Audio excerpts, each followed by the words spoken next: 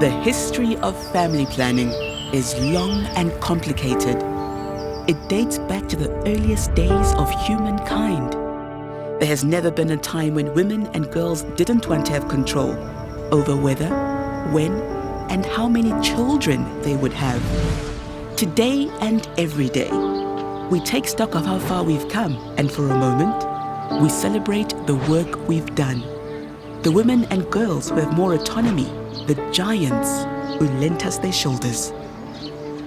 There are few issues as complex as family planning. It involves developing contraceptives that women and girls will use with the support of their partners, ensuring that they can obtain the methods they choose, where and when it is convenient for them and at an affordable price. It is dependent upon the women, medical staff, suppliers, governments, donors, community health workers, and men and boys.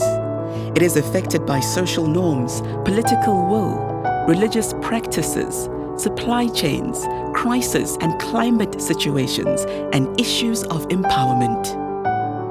But if we are to see beyond the complexity, there is one overriding reason we do this work. One woman. She is born with unlimited potential. She is our daughter, our sister, our mother, our grandmother, our ancestors going back to the beginning of time. Those of us working on family planning do so because of that one woman.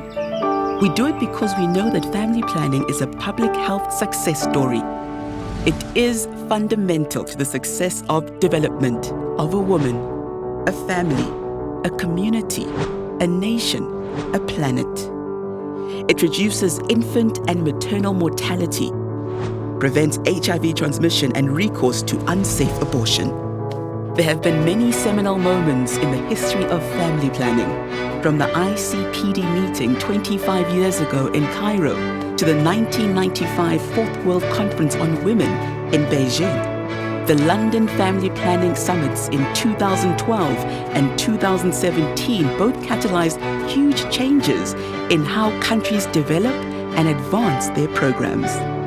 Our community gains strength as our partnership with one another grows, whether we work on supplies or developing youth-friendly clinics or postpartum care, whether we work for a Ministry of Health or at a small advocacy organization. We are finding new and more effective ways to advance our collective vision. We stand with advocates and implementers. We sit at the table with young people and humanitarian workers. We meet with those working on HIV and cervical cancer and maternal health and safe abortion care. And we stand on the shoulders of giants. Giants exist, though they are not always big in stature. They are the wise women and men, the elders, the young people, the innovators, the ones who continue to do the hard work of family planning, even when they are exhausted. They lead us and they remind us why this work is important. Many of them are here today. They are sitting next to you, or maybe they are gone, but their words and example echo in your own work. We will hear from some of them today. They will remind all of us why we have to keep working so hard. Let's never forget the one woman born into the world in Abuja, or Caracas, or Mumbai, or Chicago, or Warsaw. She wants her turn at designing her own life, and she doesn't care about how the supply chain failed, or that there is only one method of contraception available to her as a consequence.